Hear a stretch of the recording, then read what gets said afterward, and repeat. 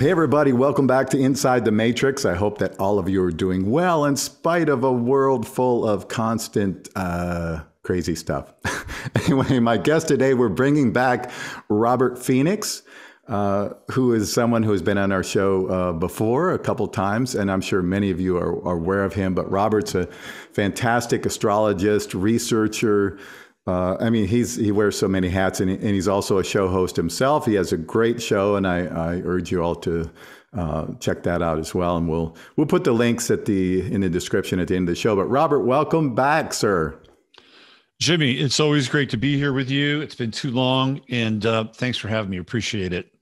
Yeah, it's great to connect with you again. And I've been watching some of your shows lately, and they are amazing. So let's talk, your real specialty, astrology. Let's talk about the current astrology of the absolute craziness of the world and how you evaluate where we're at. Well, so it's interesting. Where do I start?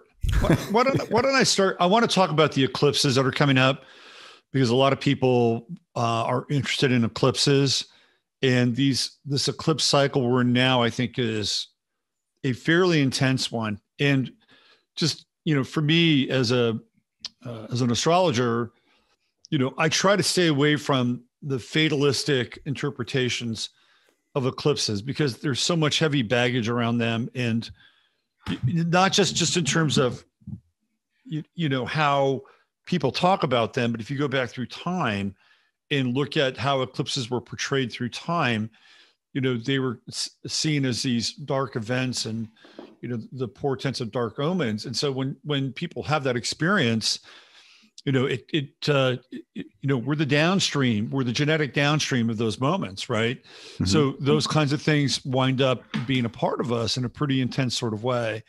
Now, that said, it's important. We do need to pay attention to them, because the last eclipse we had, that was, in my estimation, we've had a number, but the last eclipse we had that we can really look at and sort of, pin a star on it, for lack of a better term, is the Great Eclipse of 2017.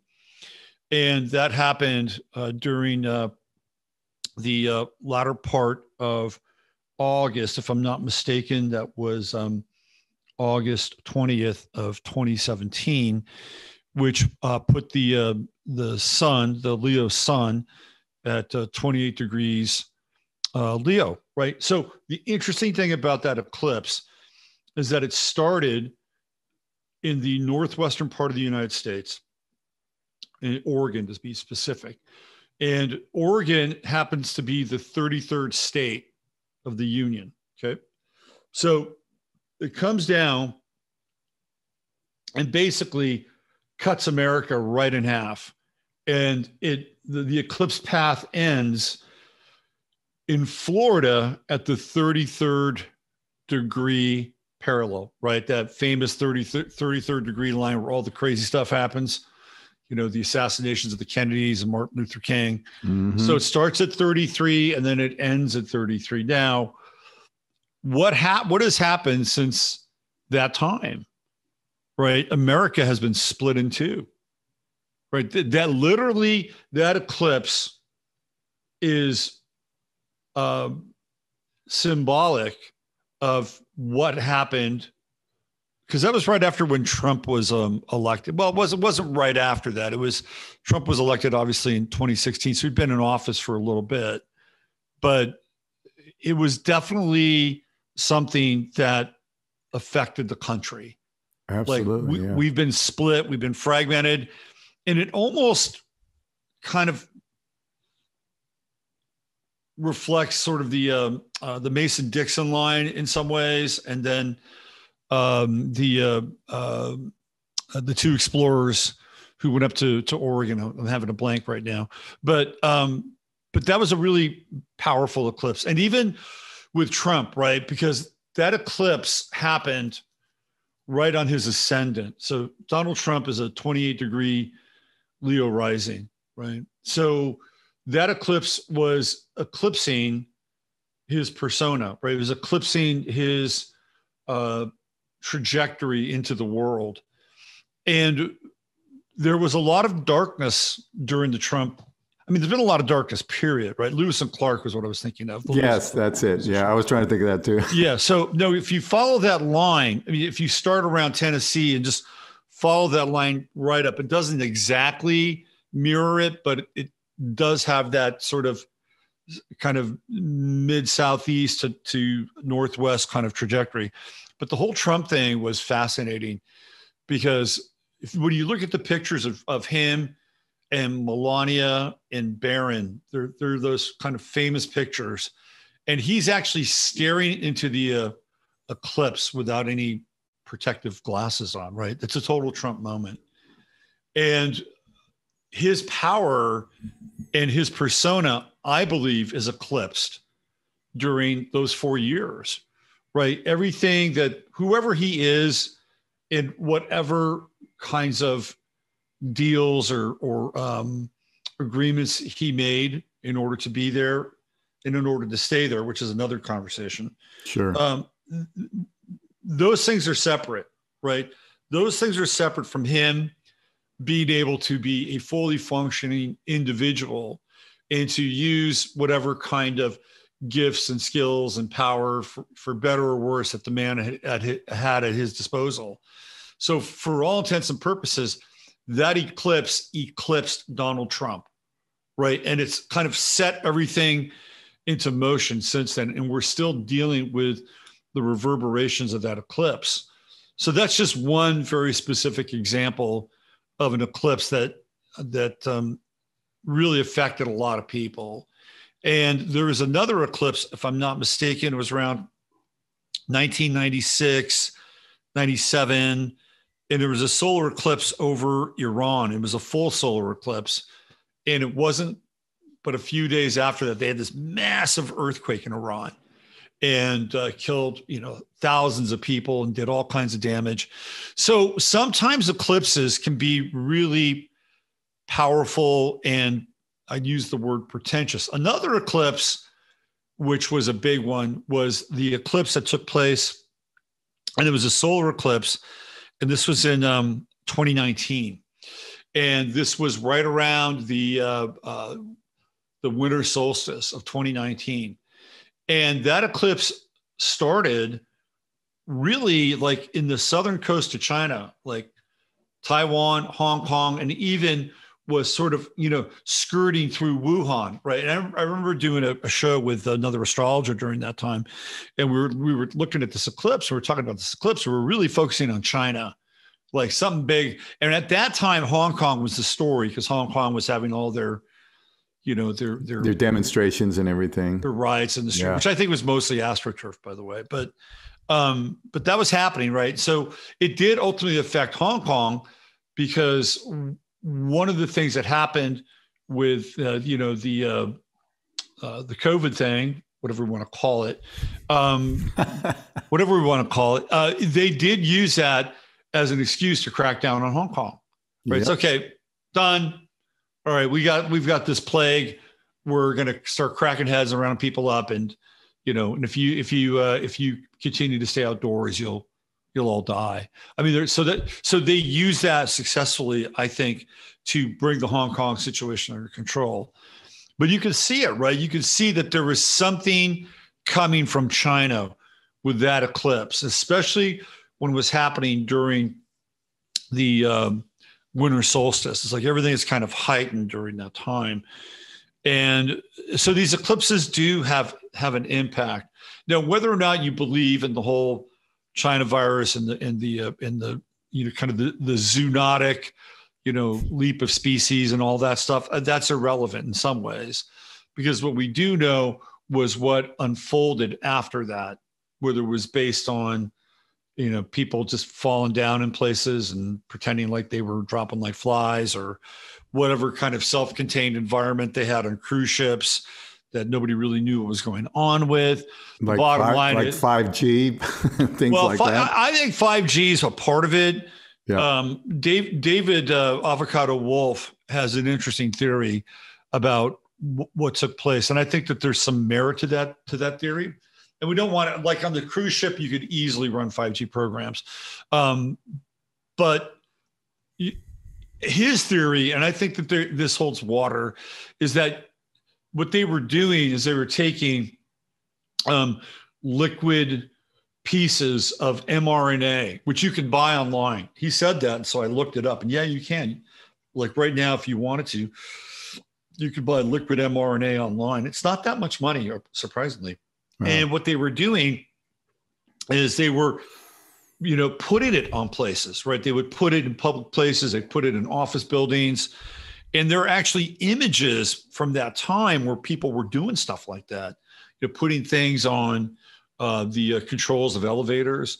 So what happens with mRNA is that, of course, you'll get the spike protein, right? And you'll get some of the symptomology of what we would consider COVID.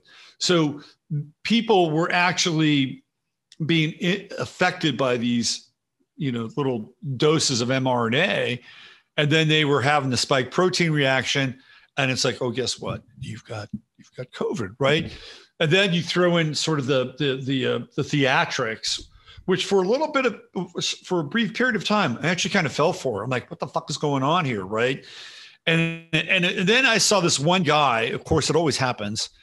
One guy who goes down, right, and then he does something he shouldn't do, which is kind of move, get up, move around, see if anybody's looking. Did anybody see me go down? Yeah, exactly. And like, what the hell is going on? Okay, I think we're being played now. This is getting a bit absurd, right?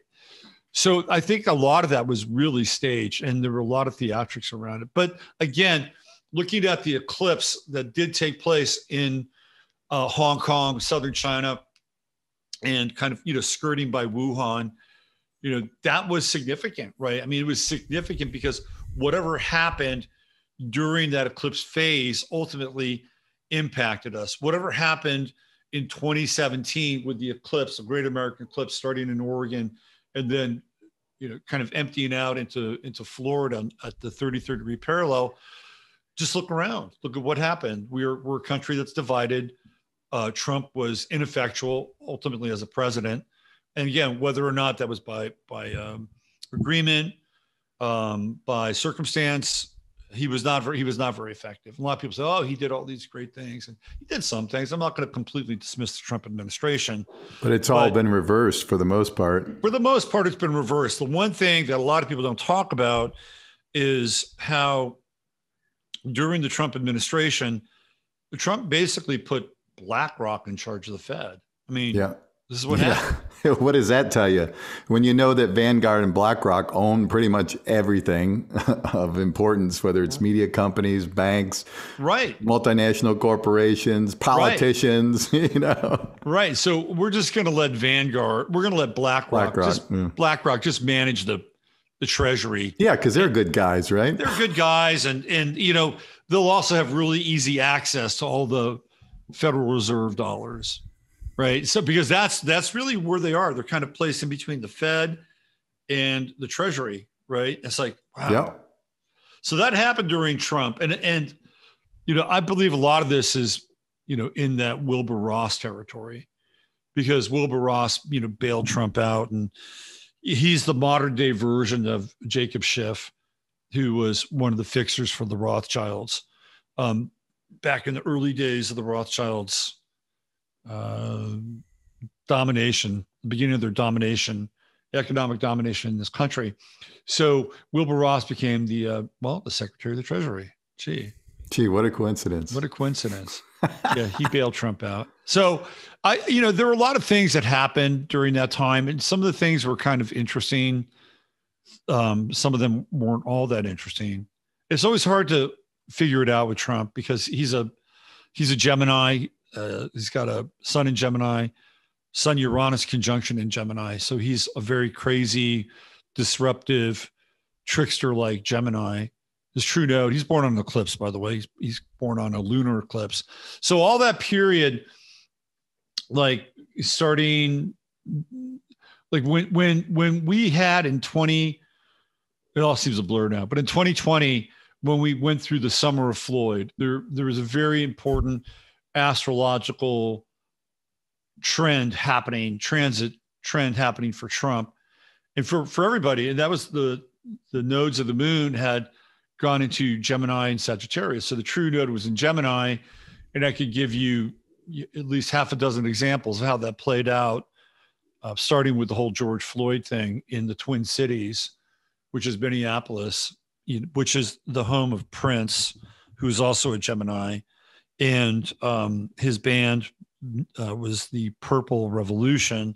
So everything post George Floyd has been bathed in purple and has signaled really the color revolution in the United States, which was the Purple Revolution, right? So the true node in Gemini was a big deal because you could see all this stuff happening. So the South node, which is the vulnerable or the deficient part of that equation, was in Sagittarius. And Sagittarius rules things like religion and law and order and organizing principles and ideologies. So what did we see, during that whole period of time? That, law was a very mutable sort of thing, right? Like you could do something really heinous and egregious and you could be released, within 48 hours. Or just do something heinous and egregious and nothing ever happens at all. Well, that's the other part of it. I was just giving you this very thin thread of what law could have looked like during that time. Right. And on the other hand, if you were somebody who was defending their position, of course, Kyle Rittenhouse falls into this category. If you were somebody who was defending your position during a conflict like this, what would happen? Well, the law wouldn't support you. Right? It was like that couple from Missouri, which was weird. Yeah. When they had the whole Black Lives Matter team walking through their gated community and looked like neither of them had ever held a gun before in their life. But again, what happened to them, right? So they got busted and supposedly, were taken to task. Who is it? Is it Corey Bush, who's from Missouri? But more than Corey Bush, it was the DA from the St. Louis DA really went after. Hey, so we would see some of this, like the retired police captain who decided that he had had enough, right? What was his name? David do something. Anyway, he comes out of, he's like, fuck this, I'm gonna do what I did as a police officer. And I'm going to protect, the streets or, law and order. And what happens to him? He gets a bullet in his head, right? That's right. They took him out. Yeah. David Dorn is his name. That's right. Yeah. So we can see how the nodes work. I mean, those are just a couple of examples. And when the South node was in Sagittarius, because Trump has his eclipsed moon in the fourth house, which is the home. First of all, I can tell you right now that Trump had issues with his home life during that time, particularly with Melania. And apparently she was having some kind of an affair with the guy who ran security at Trump Tower. That was pretty well known. And she wasn't even spending very much time at the White House. And there's a rumor, and I think that it's probably true, because I remember looking at pictures of Melania during a certain phase around this time. And I'm like, that's not Melania. Who is this person? Well, look-alike or? Well, yeah. The thing with Melania is that she wore those, really big glasses, those big sunglasses. So you could stick just about anybody behind a big pair of sunglasses. So the rumor was that Hope Hicks, who was in the Trump administration for a while, and then she left. The rumor has it was that Hope Hicks was actually playing the role of Melania, and she was the one. Because I would look at it, that is not Melania Trump, right? I could just tell it wasn't her. So that was a lot of true node in Gemini stuff, or the South node in Sagittarius.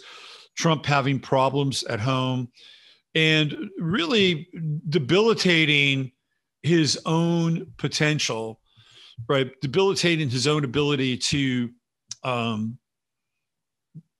be functional and even be reelected. No matter how many powerful people Trump knew and how many deals he made, it was not enough to save him. And in fact, I believe he knew he was going to lose. That's my contention. And a lot of people think that he did that and used the Space Force, which is supposedly monitoring all cyber activity, to capture the vote adjustments during that time.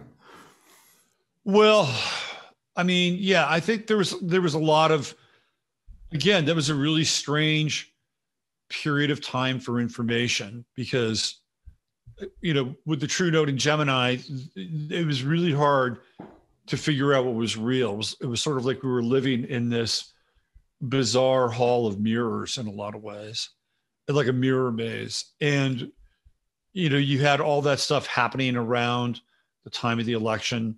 And you had his not so dream team of Rudy Giuliani and Lynn Wood and Sidney Powell.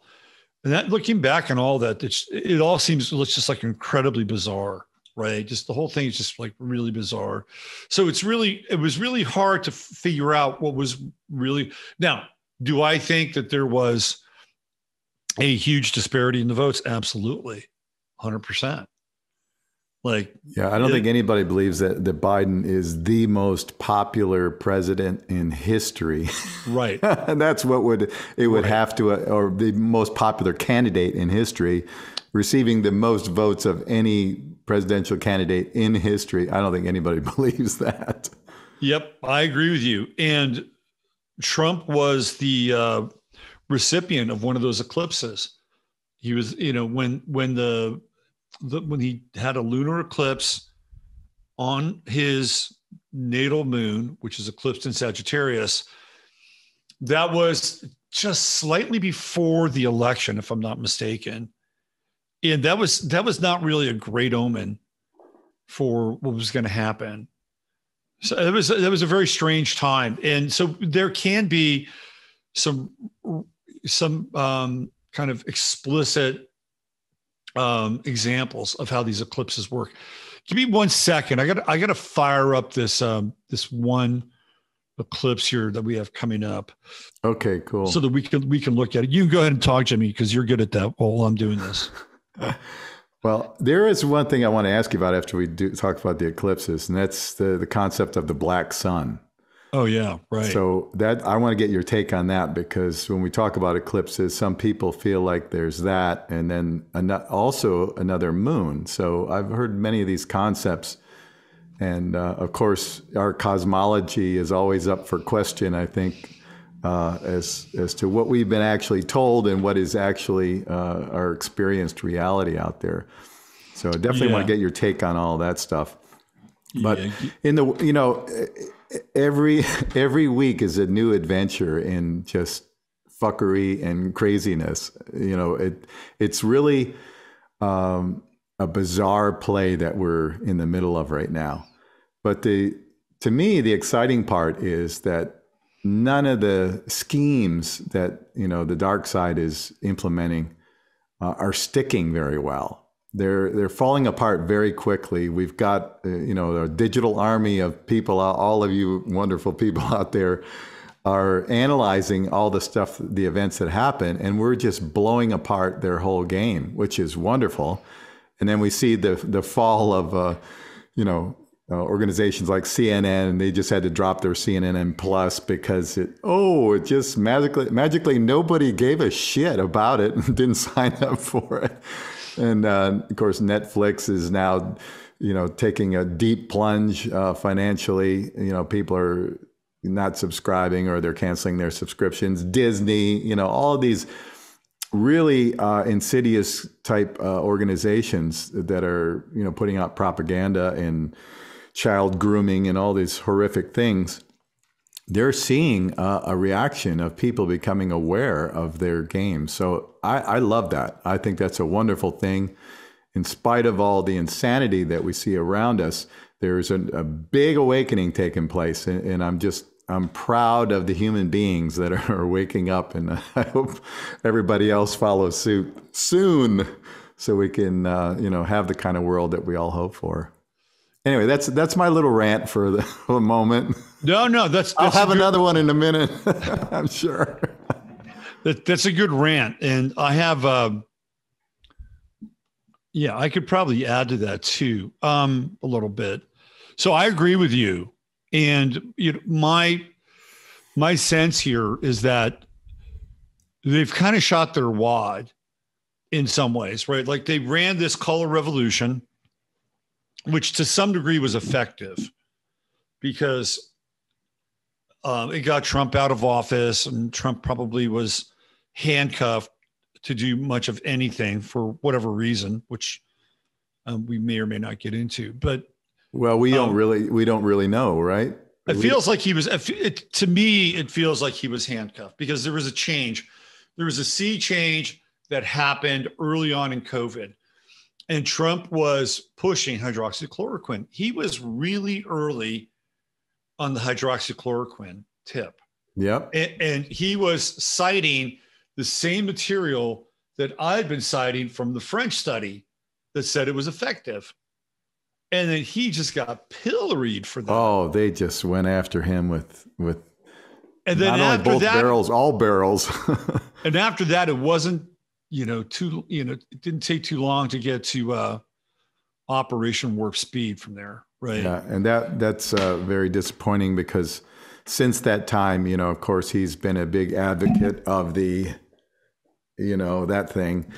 And he has to, though. But, and he has to be. Some people have suggested, and I think this is quite possible, that, he either goes along or, members of his family will begin to have accidents kind of thing.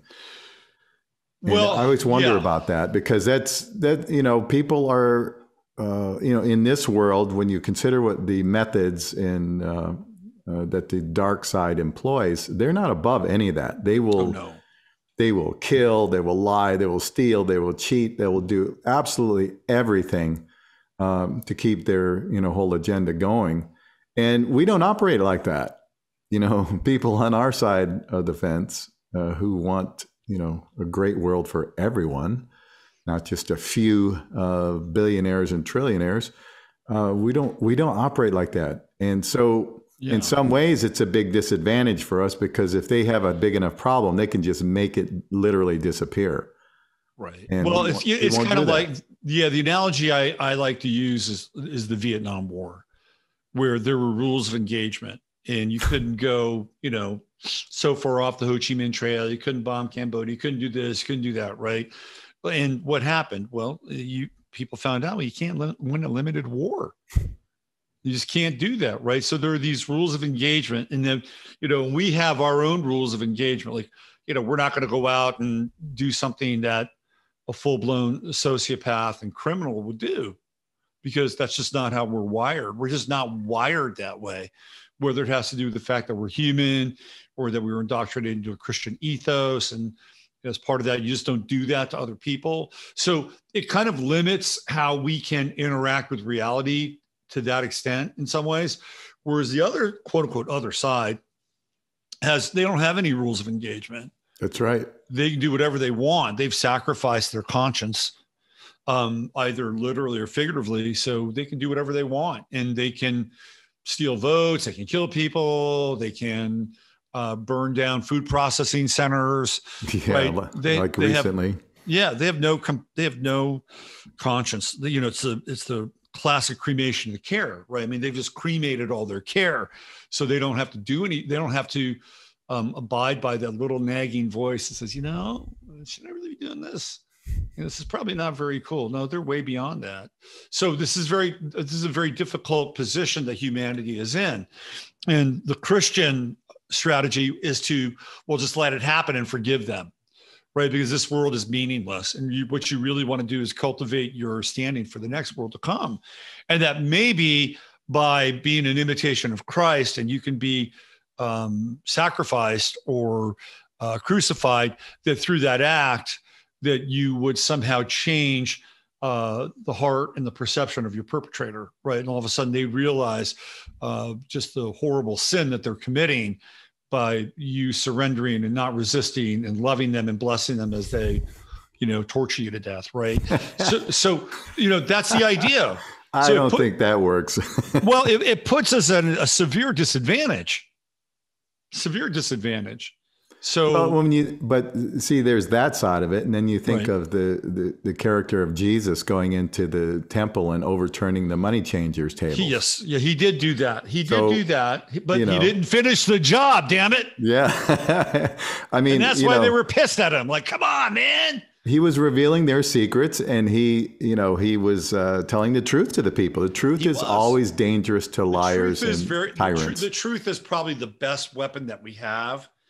And I would just say, just to your point, I want to circle back and just kind of complete your thought. And we're watching the so-called left, whoever these people are, because some of them aren't even left. They pretend to be right, but they're just let's face it, they're Satanists. They're eating their own. They're eating their own. Yeah, they are eating their own, and we're watching it in real time. And the economic debilitation, which I think is interesting, right? Because people are running away from Netflix in droves, and they lost 25% of their stock, like a huge amount of their stock, big number, really big number. And we're seeing this with the CNN Plus thing is another really great example. And Disney, and Disney and CNN without Trump, their ratings are horrible. Like they have no platform without Trump. And plus, so many of their managers have been busted for crazy stuff, pedophilia. I mean, you name it.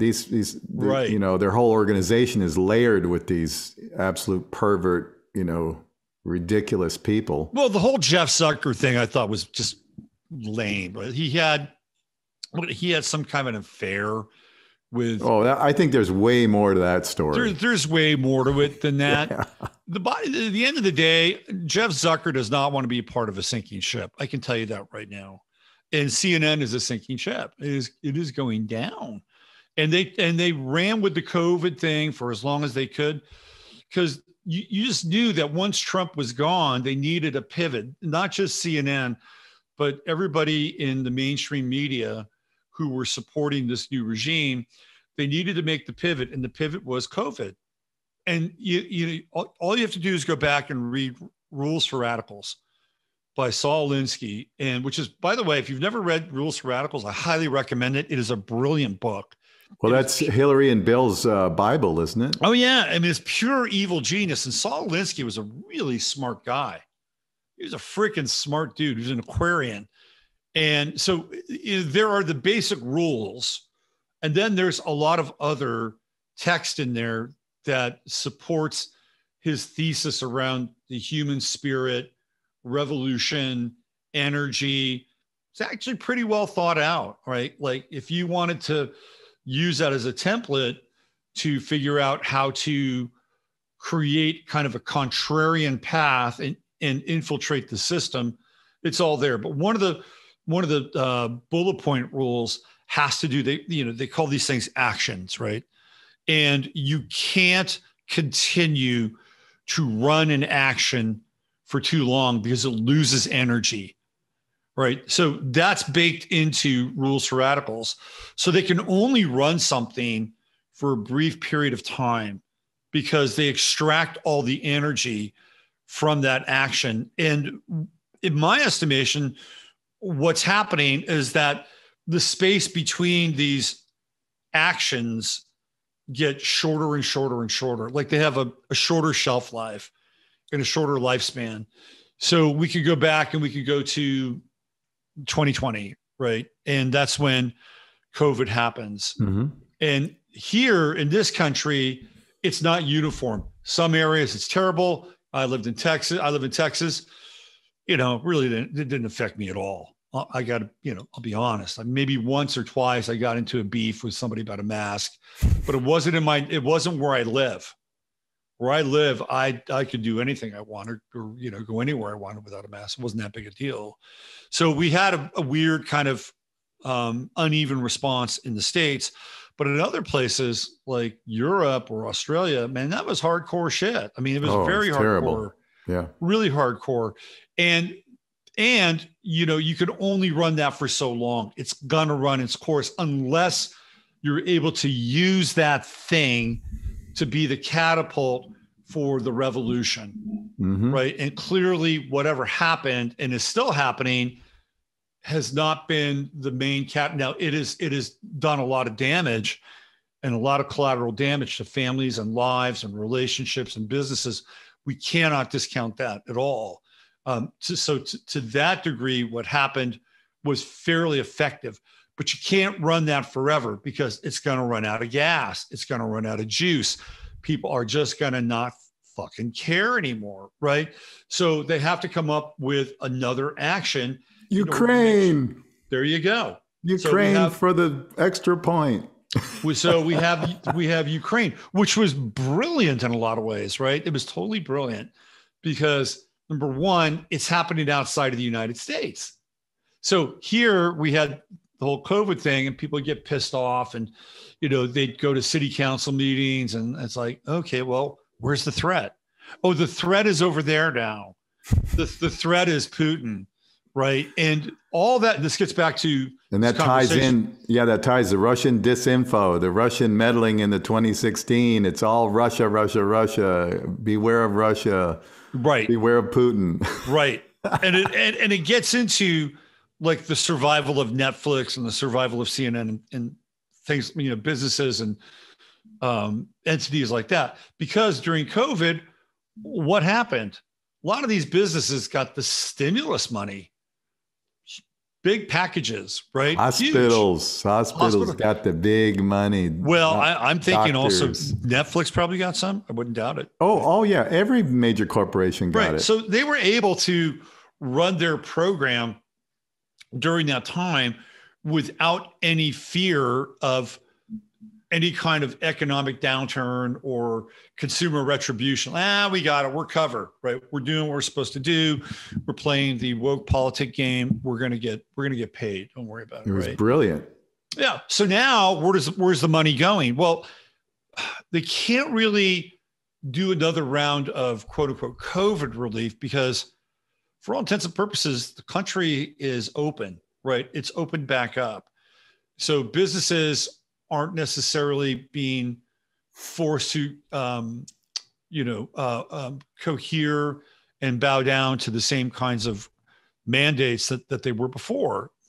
So what do? They have this conflagration in Ukraine, and then they funnel billions of dollars to Ukraine. Billions. Like I think Biden just somehow sent another $1 billion to Ukraine. I think they're up to about 16 billion now. So what's going to happen?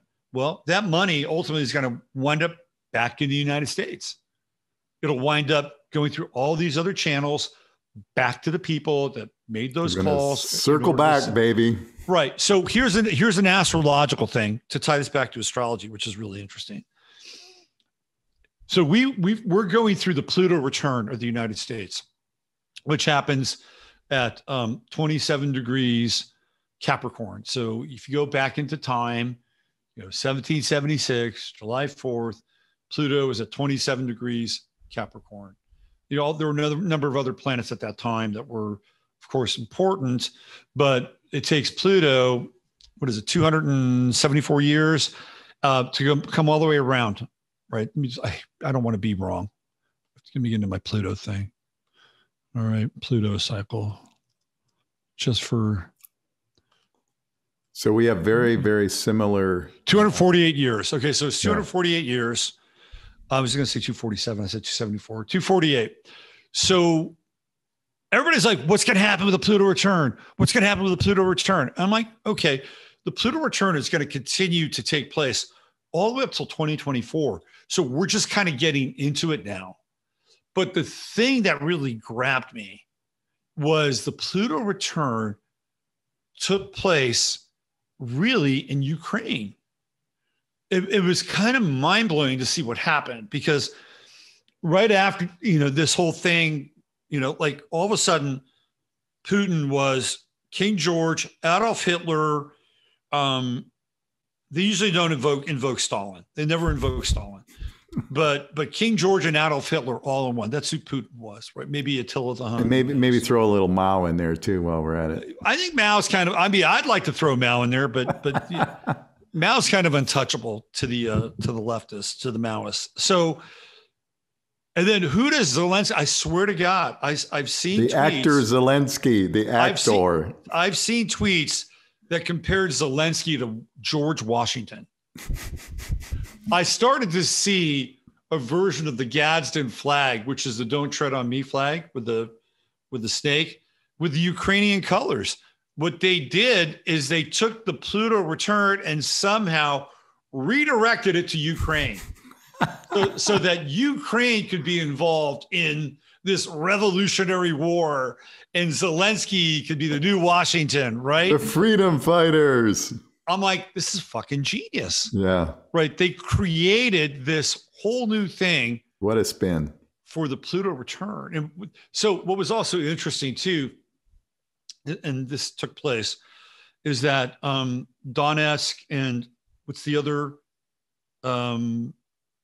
state? Oh, the other Russian-speaking state. Right. That's just kind of north of Donetsk. Oh, yeah, I know. Right. So they both declared independence. Mm-hmm. That was interesting. They declared independence right on the freaking Pluto return. Right. So what does the United States do on July 4th, 1777? Hey, we're declaring independence. This is what we're going to do. Right.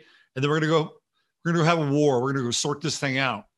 And that's exactly what happened in Ukraine. The whole thing was just completely and utterly bizarre. So the Pluto return is still happening. Now, just getting back to these actions, I just read today that Zelensky's ready to sit down and talk to Putin about peace. Like the terms and conditions now are going to be sorted out because there's nothing, whatever's going on over there, it's just the fog of war is really thick and there are things happening. There are things that we don't understand. Things that we can't see. There's some of it is fake. Some of it's real. You know, that's kind of where we are with reality now. It's sort of hard to sift through these things. Yeah, because you got a lot of wag the dog stuff going on. There's tons of wag the dog, especially when you're in a war zone and you're halfway across the world and, you know, you're depending upon a guy with an orange baseball cap who hasn't changed his T-shirt in 2 months to tell you what's going on there, right? It's a slight little shout out to Gonzalo Lira, who might have certain thoughts and feelings about, but that's a whole other story. Anyway, so what are they going to do now, right? I knew that they were going to negotiate out of this because you can't have the Ukrainian flag flying for a year. Like people are just going to stop giving a shit. It's going to fizzle. Yeah. Right. They're just going to stop giving a shit. So you have two options in that war, right? You can either have it go completely kinetic and go full-blown World War III. Like that's an option. Or you can try to kind of piecemeal it and run it out. But even then there's an expiration date for that because you can't continue that. Or you have some kind of a negotiated settlement. And so I felt like they would go through the negotiated settlement, that it would not go to World War III. Because remember, part of this is the collateral damage that it's also incurred on the United States. Whereas again, just a brilliant plan where they're going to do this thing over here, but the reverberations of that thing are going to impact us here, shoot up gas prices, have the oil companies take advantage of it. Now we're going to have the food stuff because the fertilizer, which theoretically comes from Russia, even though they have other sources for the fertilizer, now that's being slowed down. Certain companies, well, you can only carry 80% of your normal load. You know, Southern Pacific, who took that big fat stimulus money, has to listen to what the government tells them to do. Yeah, you know, slow your roll, the fertilizer thing. So a lot of what happened was over there was really directed over here, but it was brilliant because we couldn't really do anything about it, right? Unless you wanted to play some kind of, what do they call it? Culture jamming, you know, like Mark Dice or the guy who lives in Dallas, another Mark, whatever. Anyway, you know, if you do that, then you can mess around that way. But it's sort of like trying to hit an opponent and the opponent's not there. Well, what are we hitting? Really, the opponent is theoretically it's in Ukraine. So it's kind of a swipe of genius in a lot of ways. But now okay. So what's the next thing, right? Yeah, that's the question. This is where we are now. What's the next boogeyman scare tactic? So why don't we look at this eclipse chart And can you allow me to share screen? Is that possible? Yeah. Let's see here. There we go. There we go. Okay. The competent Aries finds a way. All right. So this is what the eclipse theoretically is going to look like. Now, this eclipse is going to be primarily, well, interestingly enough, it's kind of coming up from Antarctica. Gee, that's interesting. Yeah. So, when I'm done with this, we'll look at the eclipse path. Okay. So it's mostly coming up from Antarctica and impacting a lot of South America. So the eclipse path, I think, is important. Out of anything around eclipses, I think the eclipse path is important because it's actually moving through a territory where, the light on the land is eclipsed, right? So this eclipse is fascinating because not only do we have the sun and the moon, you can see them together, right? Right. And we have the true node in Taurus. So whenever the true node and the sun and the moon are all in the same sign, that's where we get solar eclipses. When the moon and then the south node are in the same sign, that's where we get lunar eclipses. And that'll happen, of course, when the moon is full. So what's interesting about this moon, or this lunar eclipse, rather, solar eclipse, is the fact that we also have Uranus coming into play. So we have a Sun-Uranus conjunction. Now, Uranus has been in Taurus for, let's see, I think it's about almost 2 years now. And Uranus in Taurus has been, it's not a great transit for Uranus. It's in its detriment in Uranus. So Uranus in Scorpio is exalted. And when you go back and look at when Uranus was in Scorpio, starts during the 1970s, sort of like around 70, 73, 74, right around then. And that's a 7-year cycle. So you look at that period of time and the amount of technological development is like off the charts. You have the birth of the Apple II computer, the Tandy computer. You have the first nodes being connected on ARPANET. You have internet coming online. That's right. That's the first nodes of ARPANET. Yeah. So you also have Oracle files for incorporation during that time. So you have all these things happening during that Uranus and Scorpio phase, which is all about innovation and technological evolution. So when you get into Uranus and Taurus, you get into the detriment and what I would consider to be de-evolution. And that's exactly what we've seen.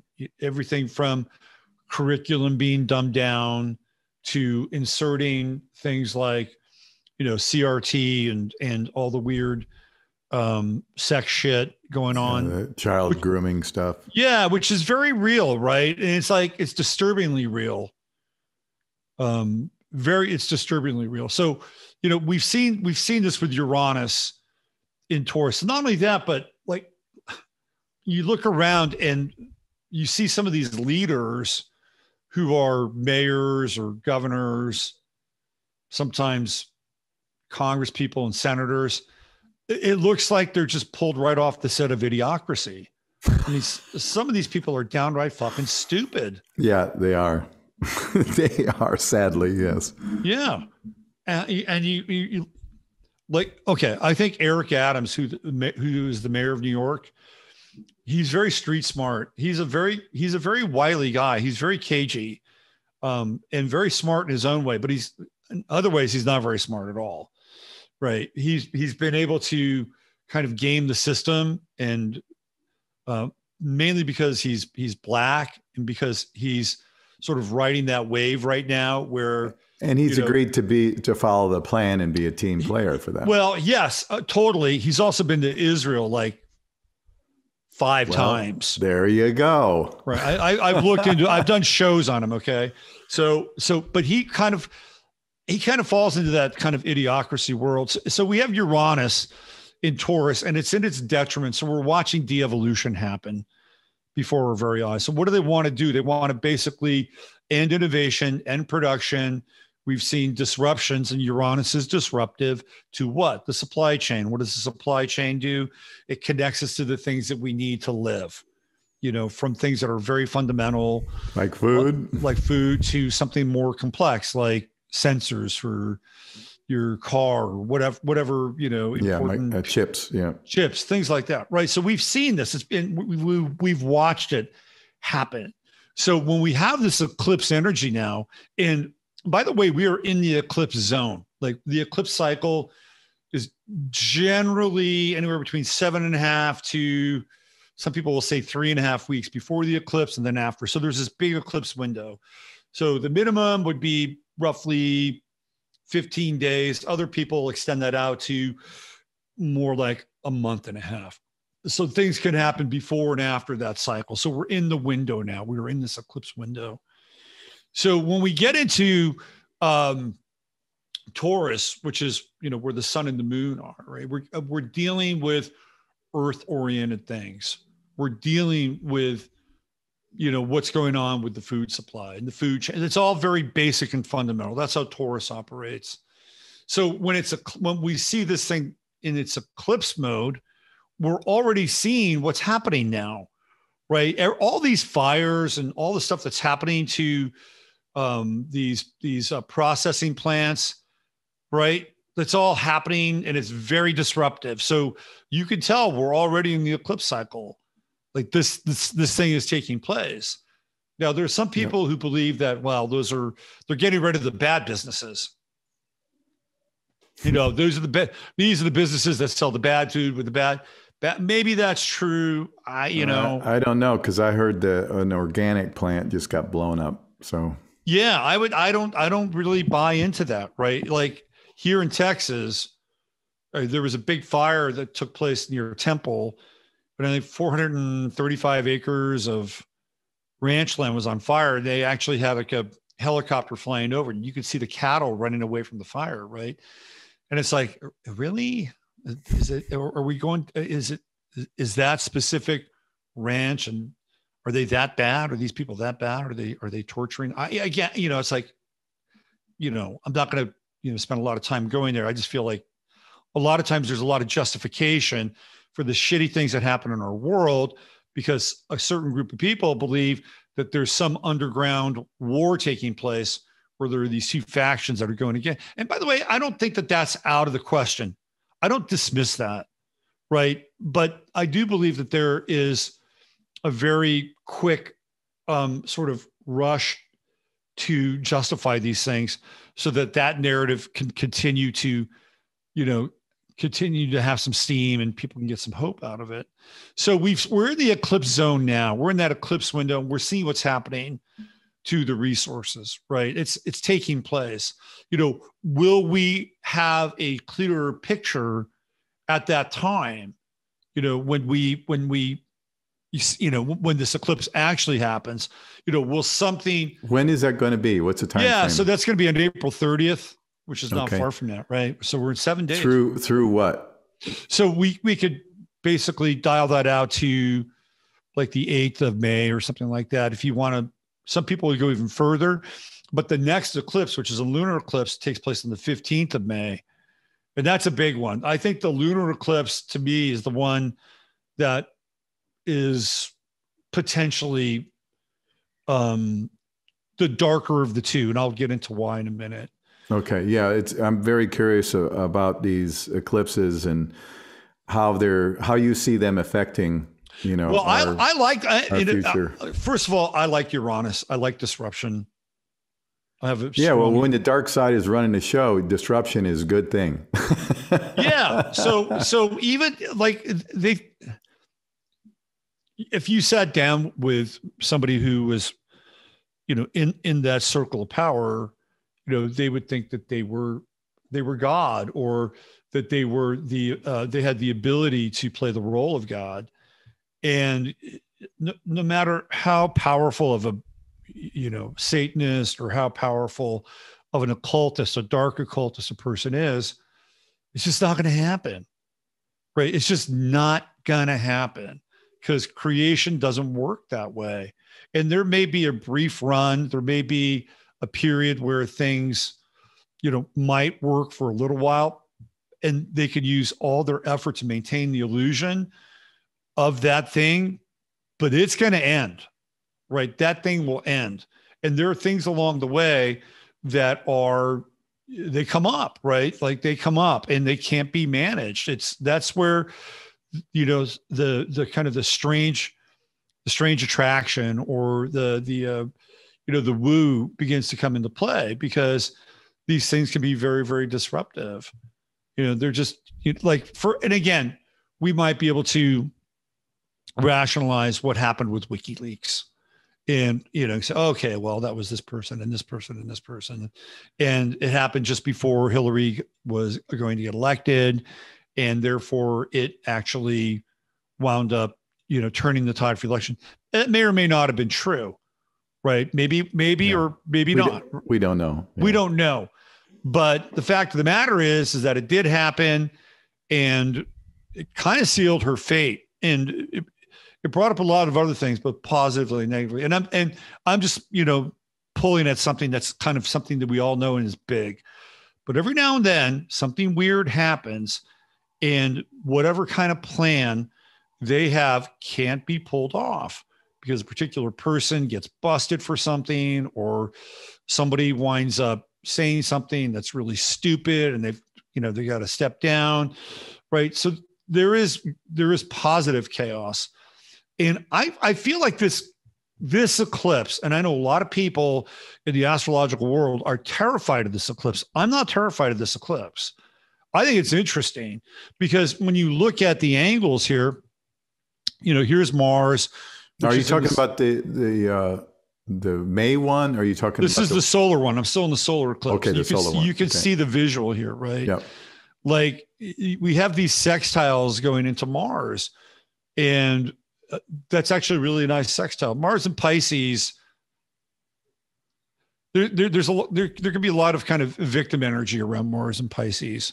Martyr energy. Mars and Pisces is great for martyr energy, but it can also be really good for creative energy, and people that are, actively engaged in trying to make the world a better place and applying, some spiritual values to their actions. Mars and Pisces can be kind of interesting, right? So we have this sextile with this eclipse, coming in and, having this nice angle with Mars. So Pisces being a water sign, and by the way, it's also mutable. So there's some adaptability here. So whatever happens during this time, there's the potential for some adaptability, which is really, really good. The other thing that's interesting about this eclipse is Mercury, which just goes right into Gemini at 0 degrees. So it's right at the beginning of the sign. And it has a trine with Pluto, because Pluto is right at the edge of Aquarius. And it also has a really nice trine with Pisces. So from an angular perspective, I think there's some redemptive qualities to this eclipse, because Mercury and Gemini, we can see things in a couple of different ways, right? So it's kind of like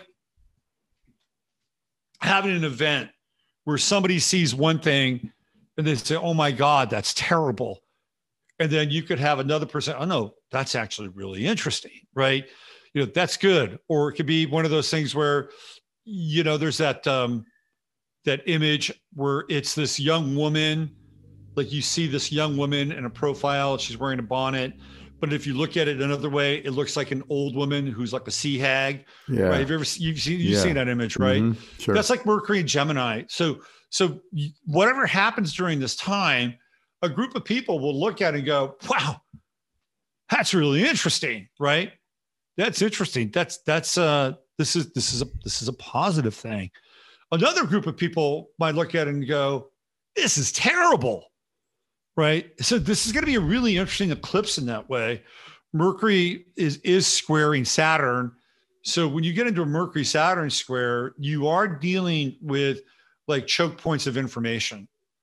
So one of the things that we could see around this time could be an attempt to both stifle communication and speech, But at the same time, there can also be an opening to release and unlock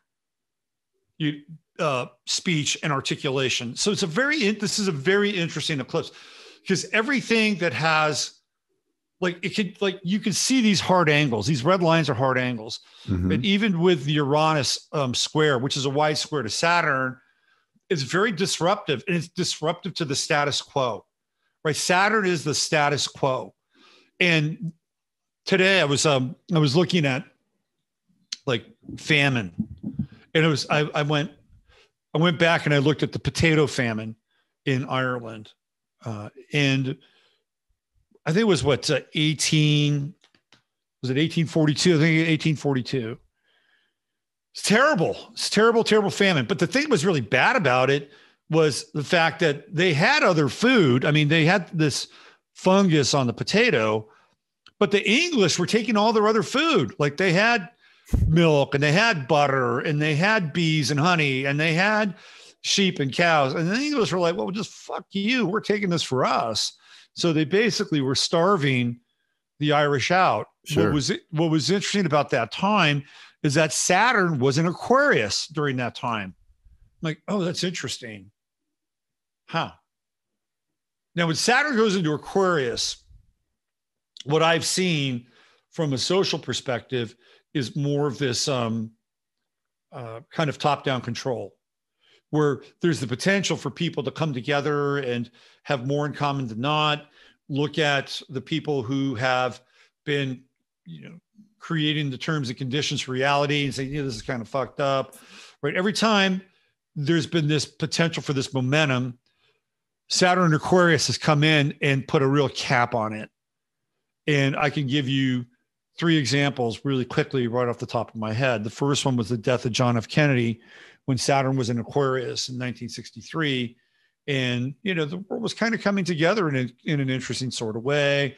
Kennedy, being a Catholic Democrat who was really opposed by conservatives and Republicans, was starting to win some of them over, right? So there was this very interesting thing happening during the Kennedy period. Kennedy time, what happens? Plank, right? We get Johnson, we get the Great Society, War on Poverty, Kennedy's wise men, and the CIA starts running things. Mm-hmm. Move forward, we go to 1990. We're coming out of the 80s. The 80s, by and large, the world is unifying, right? The wall comes down. Theoretically, no more Russia, no more communism. We're having all these wonderful live events, Live Aid, Farm Aid, right? The harmonic convergence. Hey, we're becoming a planetary body. Satellite TV, transmissions from around the world are really starting to happen. High quality, real time stuff. And then what happens? We have the Gulf War. Saturn and Aquarius. Who's the president? George W. Bush. New World Order. 1,000 points of light, coalition of the willing, slam it down, shut it down. Sorry, not happening. Let's go back. Saturn and Aquarius, right at the onset of COVID-19. What happens? Well, we experienced something as a planet, and it's like one law for all, right? Which is very Aquarian. And who's running the show? That little cretin, Tony Fauci. Yeah. You got to wear the mask, okay? Yeah, wear the mask. The worldwide coordinated effort. Right. Shut down, right? I'm telling you, every time I've seen Saturn and Aquarius happen, the door shuts. So when is that happening again? It's right now. We got Saturn and Aquarius now. Oh, yeah, man. For how long? So until 2024. Oh, no. So, but when we have a Uranus square to Saturn, that is a disruption to the status quo. I think this is interesting, right? And even Mercury here, which is squaring Saturn, and it could be something along the lines where something gets out. There could be some, very unusual evidence. One of the things, and I'm trying to figure out if this could surface somehow during this time. There's a lot of anomalies with this Biden administration from the fact that they don't do anything in the White House anymore. They made that very clear, right? There's a set that they've set up for everything. Yeah, There's that's that. so bizarre. Yeah. So bizarre. I don't even think he's called president. I think he's got a different title. Well, we Like, call him the resident. And, right. And is he, in fact, Joe Biden from 10 Well, I years don't think ago? he is. I don't think he is either. I mean, all the Joe photographic evidence tells us that he's not. You know, there's either some dude with a mask on or the look-alike or something, but the bumbling, stumbling guy, and the real Biden could have ended up that way too. But whoever this is playing the role of the resident is obviously not the same Joe Biden from 10 years ago. Well, that's Mercury and Gemini, right? Like we're dealing with like two different characters, maybe more than two different people. What's really going on here? Like, it's a very interesting because it's right at the beginning of Gemini. It's like it's just moving into Gemini on this day. And I think that's very specific. So Gemini and Mercury, which is the ruler of Gemini, is the trickster god of the zodiac. So it brings with it trickster energy. I mean, hello, Donald Trump's a Gemini, and he's a trickster. You know, that's who Donald Trump is. He's like the court jester. He's the fool. So this is very interesting energy to happen during this time. So there could be something very disruptive that there would be an effort to shut things down so that no more information gets out. That's possible, by the way. And that could manifest in any number of ways. Yeah, fake EMP or something to take the right. internet The internet down. could get shut down for a while. Yeah. You know, some people, I don't think it's going to happen on this eclipse because we have a couple more eclipse cycles this year in these two signs of Taurus and Scorpio.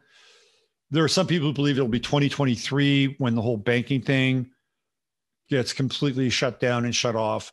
Now, Wells Fargo, because again, we're in the eclipse zone, just announced that they're shutting down their mortgage division. That's a big deal, right? So why would that be?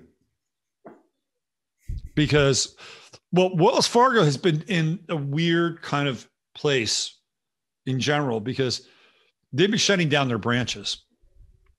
So they've already been kind of in this wave, right? So if they're shutting down their branches, then they don't need as many employees. Now, theoretically, you could do your mortgage business online. You would need to go to a Wells Fargo branch because they have companies that clearly do that already. But are they, you know, getting a sort of a feel of where the winds are blowing here and that the whole housing thing is going to come tumbling down? Possibly, because one of the things that Taurus is related to security and land, things like that. So, you know, this happened just, I think either yesterday or today, they announced it. We're in the eclipse window, right? So we can start to see these things begin to take place. So I feel like there could be some things that could happen during this eclipse window. This eclipse period. I also feel like the mutability and the ability to adapt is quite interesting. And for things to get out and circulate into the environment are much more kind of open sourcey, right? Like, I think shit could happen during this eclipse, and I think we've gone through some of those things. But I think ultimately it goes in a positive. There's more positive potential with this eclipse than not. Okay, so I just want to throw that out there. But again, we're already seeing what's beginning to take place. All right, so I'm going to throw the lunar eclipse in, and that's a very different beast. And that's the one in May. Yeah. Here, let me get rid of this so I don't give away all this confidential information. My clients. Yeah. Oh, let's look that person up. Let's dox them. Yeah. You're Who are Robert's client. friends? We got to find them. Yeah. Do you know that you're having readings with a fascist? Yeah. How dare you? Well, people will come up with all kinds of crazy stuff. So I have a new sponsor for my show. It's a buddy of mine who has a really good CBD company in Austin. And I just launched the sponsorship on my website. And he sent me this Reddit thread, and it was a local Austin Reddit thread. And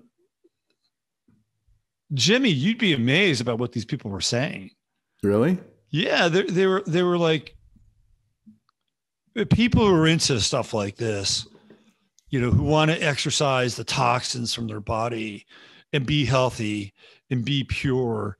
They're just trying to cleanse themselves of racism. Like, this is a white thing. And that they don't know this, but they're taking away all of the indigenous products and the indigenous ingredients and stripping them away from these cultures and societies and just using them for their own. It was nasty, right? And it was all about him. And there was this one, it was the final like entry on the thread. And it was a guy who had met him at a farmer's market in Austin, talked to him, and he said, "Oh yeah, I met this guy. He seemed a little weird to me, but he didn't seem like a shit kind of person. Oh, it looks like I'll have to find CBD from some other place."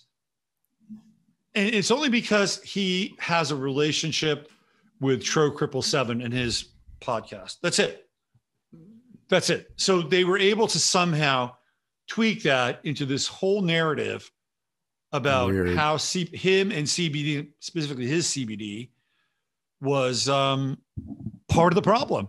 And a guy who literally got turned out and radicalized by the end of that thread and telling everybody, "I'm not going to buy CBD anymore," even though he didn't seem like a bad guy. That's crazy. That's where we are. The power of the spin, my friend. Yeah, the spinning is just endless and happening constantly. So here we are. This is the lunar eclipse. Now, this one I have different feelings about because it's in the sign of Scorpio. And the moon in Scorpio is in its detriment. It's like not a great place for the moon. Now, if you're open, like if you want to look at this eclipse as your personal work and your shadow, then it could be a great eclipse. Because when we get into Scorpio, we deal with things like possessiveness, obsessiveness, jealousy, the things that we cling on to that are related to our ego, which are all a strategy to have to deal with the fear of death, right? So there is some of this here with this moon, excuse me, and it's in the Piscean decan. So, sort of our worst fears are stirred up during this particular eclipse. And it's a blood moon, and it's a really long eclipse. Like, I think it's something like 45 minutes or something. And it's a really, really long eclipse. Eclipses usually don't last that long, right? It's a very long eclipse, and it's a blood moon. And the blood moon simply means that whatever this thing that is, staring down at us is a lot closer. It takes on a reddish hue because of whatever is theoretically in our atmosphere. That is the definition of what a blood moon is supposed to be, right? Mm-hmm. So we got a blood moon. It's close. It's in Scorpio. It's in the Piscean decan, which stirs up our biggest fears, right? Abandonment from God, abandonment from our families, all those things, and puts it on display. And then we also have the square going on with Saturn. And during the other eclipse that we just looked at, we still have these squares going on. Well, we only had a square going on with Uranus and Saturn, right? That was the only square, was Uranus and Saturn, like challenging the status quo or something outside of the status quo's ability to control things is brought into play. This eclipse is very different because we have Uranus still squaring Saturn. Then we have the sun squaring Saturn, and we have Mercury, which is not only into Gemini, right? It's also gone retrograde in Gemini. So now we're in a Mercury retrograde phase. So who does this benefit? Witches, probably. Warlocks. I think okay, so let's go back to that other eclipse, because there was that Mercury Saturn square, which I felt like was, this attempt to kind of lock down what people say, right? Because whenever you get into Mercury Saturn square, communication can be difficult. But here it's retrograde. So whatever happened or will happen around the eclipse of April 30th, especially as it relates to speech, information, communication, there's a reversal here during this eclipse because of the retrograde position. So keep that in mind. Now, these reversals are starting to happen more frequently already. We just had this judge in Florida who's the federal judge. Oh, say, yeah, that was great. No, sorry, not happening. Mass off the plane. Yeah, right? It's too bad that couldn't have happened a year ago, right? Or more. Well, sure, absolutely. It would have saved people a lot of heartache. It would have saved probably some jobs somewhere along the way. I knew I didn't fly. I flew one time during that time. And I had a little strategy for my mask wearing thing. But it was clearly for me it would de-incentivize me wanting to fly. Oh, so absolutely. I actually drove last year. I drove from Texas to California in July and back.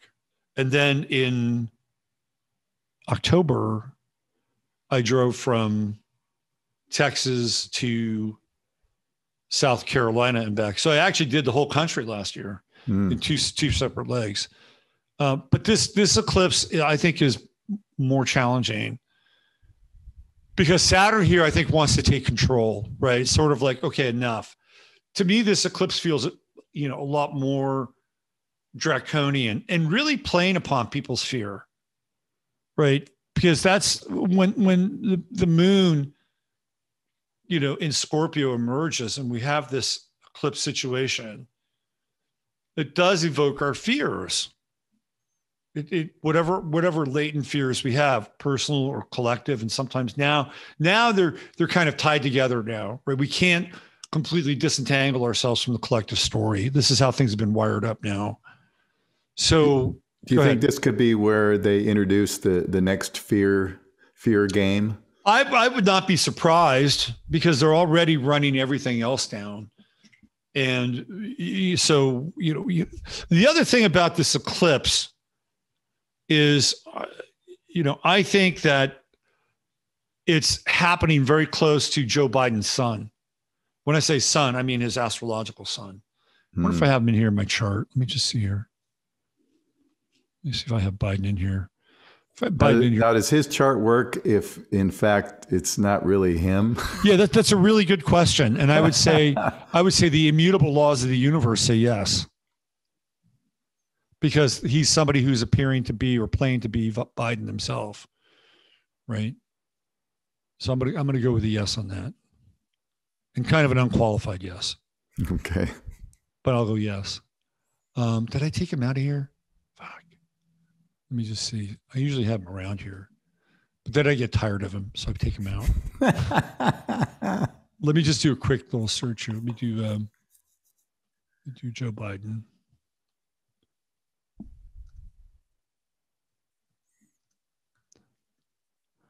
I mean, because he could have a symbolic death and, them wanting to elevate Kamala, which I do believe will happen. Yeah. I do believe she'll become president. Oh, what an insane thing that would be. Yeah. There's all kinds of scenarios around that. People say, we're going to get rid of Biden one way or another, get camel toe in there. And then, she's going to nominate Hillary for vice president, and then camel toe is going to. I don't think it's going to happen. I don't think Hillary is going to be president. I hope to hell not. No, Yeah. if so, If that demon gets in there, we're screwed, in a lot of ways. So first of all, for the for the CRT woke kind of ideology to play out, you can't have another woman with Kamala. You have to have a man, because Kamala has to dominate a man. Right? That's important. Well, and we don't even know if Kamala is a woman. There's a lot of controversy around that as well. Right, exactly. Theoretically. But let's just say on the basis of appearance, right? The man would have to be below her, because that fits the model of like all these governors and mayors and police chiefs, right? I mean, that's just what's happening. So you would have to have a man who would play the second, even in her own marriage, right? You've got what? The first gentleman, the same for her husband. Anyway, I think what they would probably do is they would probably elevate Pete Buttigieg to be the vice president, because he checks a couple boxes, right? He's a male, he's white, and he's gay. So there you go. Yeah, we got the woke crowd covered there. Right. So I just looked at Biden's chart, and his sun sign is at 27 Scorpio. So this lunar eclipse is around his sun. It's almost bang on his Mercury. So that would be something where whoever is playing Biden might say something stupid or out of line. You mean more than he has lately? Well, it could be, yeah, it could be quite bad, actually. Like really letting the cat out of the bag or something like that. Like a major gaffe. Yeah, there could be that. But because the eclipse is happening so close to his sun, again, we saw what happened when Trump was going through that eclipse moment when he was president, and it really messed up his foundation in his life. And it happened just before the election. So, we'll come over here. So I think that even though there may be, what's his name? His name is Struant something. Isn't that the guy playing Biden? I don't know. His name is Struant. That's his name, actor. Let me see if we can get a visual here. Yeah. So I think this eclipse does have something to do with Biden. This will be very interesting. We have to come back in a couple of months and revisit this and see what actually occurs, because this is going to be super interesting to follow. Struan Roger is the guy's name. Have you seen the picture of him? No, I haven't. Let me see if I can find it. Yeah, see if you can find it. That would be interesting to show.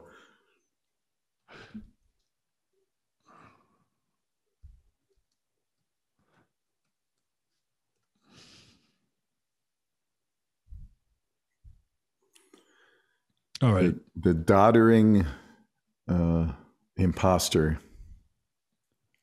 There he is. Oh, yeah. Now that looks like Carradine, the third or fourth from the left. It does look like Dave Carradine, doesn't it? That's interesting. Okay, so this is the actor. Supposedly, he is playing the doddering Biden. That's fascinating. Yeah. You gotta love that. And actually, photographically, if you look at the real Joe Biden from years ago, he has a little more of a hook to his nose coming down. This guy's got more of a straight out nose. Yeah, that's real obvious. I mean, the other thing too, Biden's ears are attached. Yeah, the lobes. The lobes, of the current version are attached, and the other ones are. Yeah, it's obviously not him. So, we live in a bizarre world of illusion and fakery and fuckery and all the stuff that's going on. So it's sort of hard to navigate. But above it all, I think there's a growing number of us who desire freedom, equality, love, peace, and all cooperation, all the good things that the humans enjoy when it's available. So I see that rising, and I'm very happy to recognize that. And I think eventually we'll win. I hope the astrology gives us that opportunity. What do you think? Yeah, I mean, I think that if you go back and look at the winter solstice of 2020, where Jupiter and Saturn were at the same degree of Aquarius, 0 degrees, and those are 20-year cycles. That to me, that's symbolic of our time, because we know Saturn in Aquarius is very top down, one rule for all. Aquarius is about science, various forms of science, can be very cold. And, Saturn in Aquarius is kind of icy and can be fascistic, right? But then we have Jupiter coming into play, and that's more along the lines of expansion and potential. So that process, which is a 20-year process, to me is very much related to this whole idea of birth, where, Jupiter wants to expand and Saturn wants to contract. And so you have these expansions and contractions in the birth cycle. So we're in a birth phase. This is a 20-year phase we're in now, and things can happen very, very quickly, both theoretically negatively and theoretically positively. I mean, that's the other thing too, right? Like, we could look at certain things and say, oh, this is negative and this is negative and this is negative, but it's actually doing the inverse and waking people up and people taking more responsibility for their health and moving away from big pharma and things like that, right? And then conversely, there are things that can look really great. You go, oh my God, this is amazing. And look at this. And it's going to make our life so much better.